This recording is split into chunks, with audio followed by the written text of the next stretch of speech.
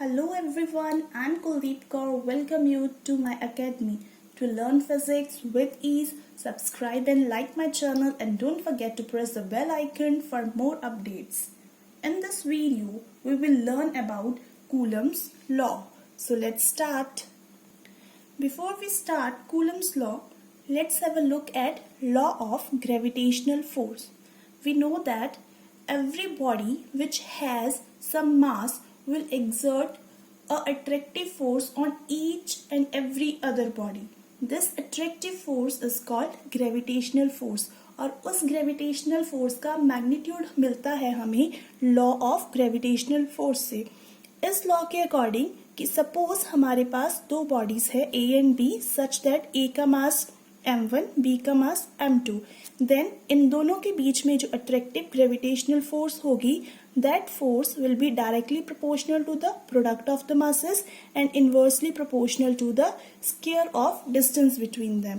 Now combining these two equations we get F is directly proportional to m1 m2 upon r square and finally the magnitude of gravitational force between A and B will be equals to G m1 m2 upon r square where G is the gravitational force constant.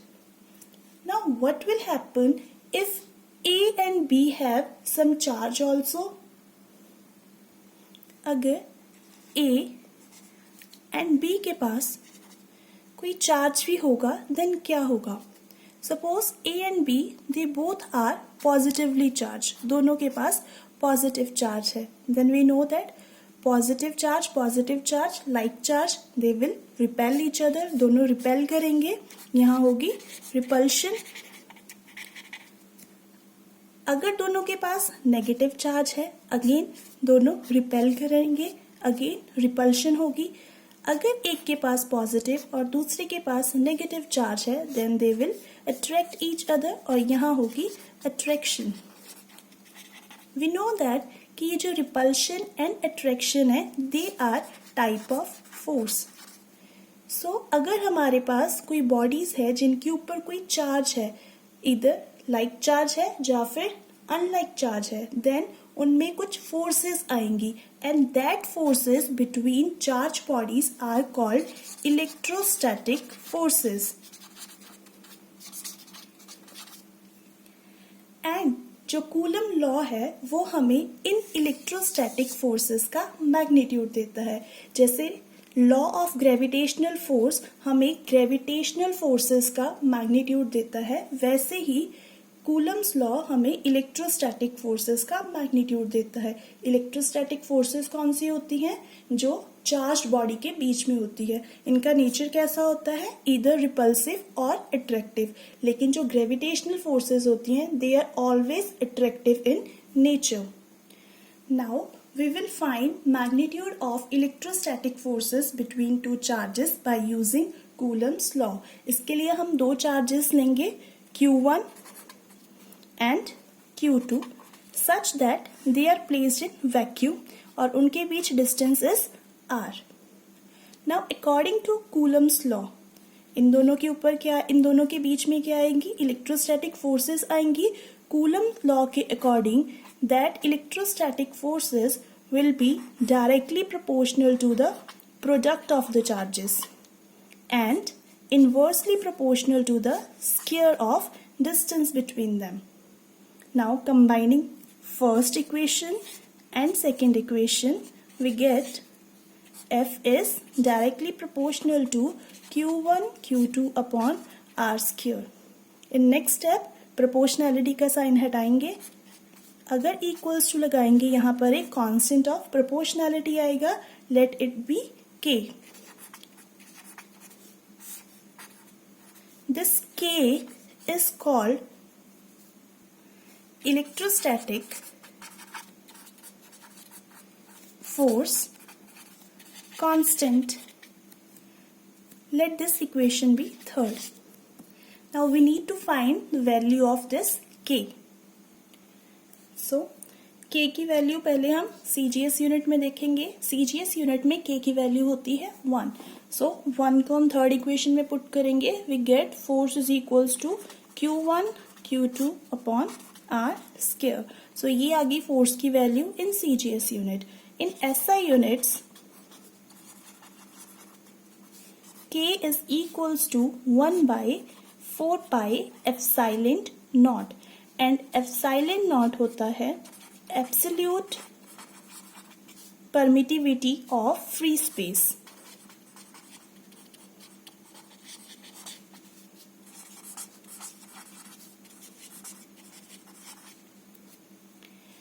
Now let this be the fourth equation।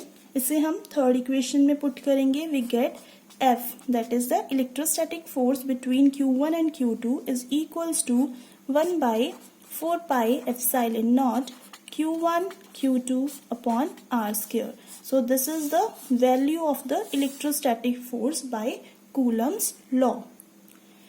Now K की value experimentally जो find की गई है that is K is equals to 9 into 10 raised to power 9 Newton meter square Coulomb inverse square।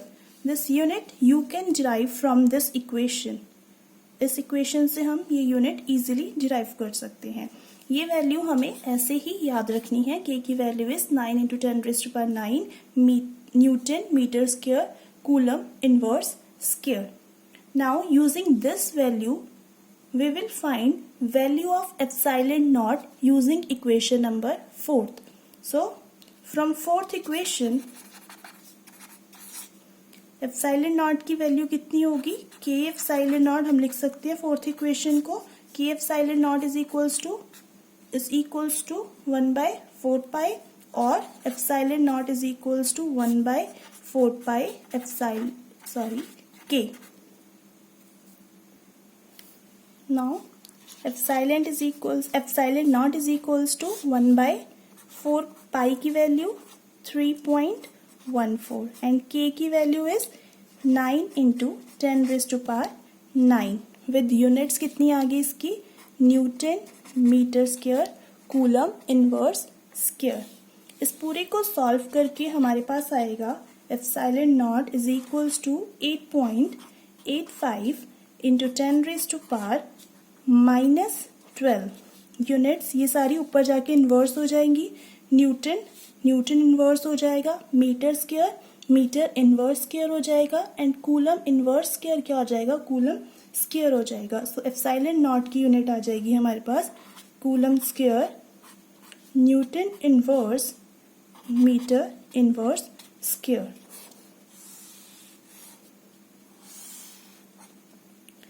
So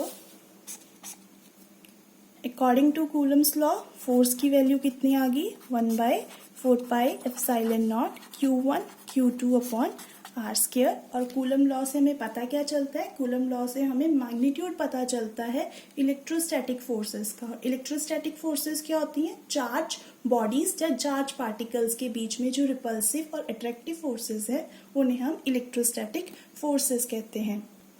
This is all about this lecture.